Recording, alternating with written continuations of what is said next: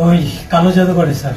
আরে বলছি কোবায়া। আচ্ছা। কালো জাদু করার দায়ে কাছের বন্ধুকে কুপিয়ে হত্যার পর সেই রক্তমাখা কুড়াল নিয়েই থানায় হাজির হলেন আরেক বন্ধু। বন্ধু হিসেবে মানুষ যার কাছে সবচেয়ে বেশি বিশ্বাস রাখে, নিরাপত্তা খোঁজে, সেই বন্ধুর হাতেই যখন ঝরে যায় আরেক বন্ধুর জীবন, তার চেয়ে নির্মম, তার চেয়ে বেদনাদায়ক আর কোনো গল্প কি হতে পারে?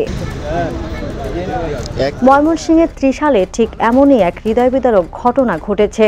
মাত্র 22 বছরের তরুণ মুনতাসির ফাহিম, যে বিদেশে পড়াশোনা করছিল, ভবিষ্যতের স্বপ্ন গুছিয়ে নিতে দেশে ফিরেছিল, সে আজ আর বেঁচে নেই। অভিযুক্ত তারই কাছের বন্ধু ওহিদুল ইসলাম।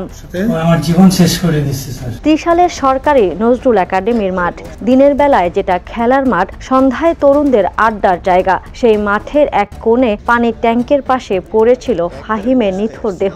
কুপিয়ে হত্যা করা হয়েছে তাকে।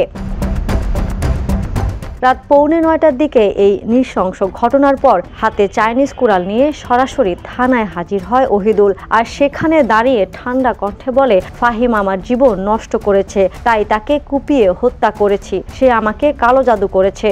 ওই কালো জাদু করে স্যার। আচ্ছা, মানে ব্ল্যাক ম্যাজিক করছে।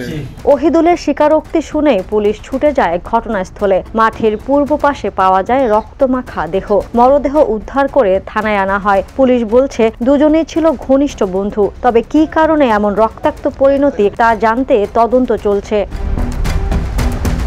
নিহত ফাহিমের বাবা ভাঙা গলায় বললেন, আমার ছেলে কারো কোনো ক্ষতি করেনি, 4 মাস হলো দেশে এসেছে, আবার বিদেশে যাওয়ার প্রস্তুতি নিচ্ছিল, কেন এত নির্মমভাবে ওকে মারলো? 4 মাস আগে যে বাবা ছেলেকে বুকে জড়িয়ে বাড়িতে এনেছিল, আজ সেই বাবাই ছেলের দেহ মর্গে ঠেলে দিচ্ছেন। বন্ধুত্ব, আস্থা, বিশ্বাস, এই সম্পর্কই যখন মৃত্যুর ফাঁদ হয়ে যায়, তখন পুরো সমাজ কেঁপে ওঠে। ত্রিশালের সেই মাঠ আজ সাক্ষী বন্ধুর হাতে বন্ধুর নির্মম হত্যার এক হৃদয় চিরে দেওয়া গল্পের। Desk report, the news.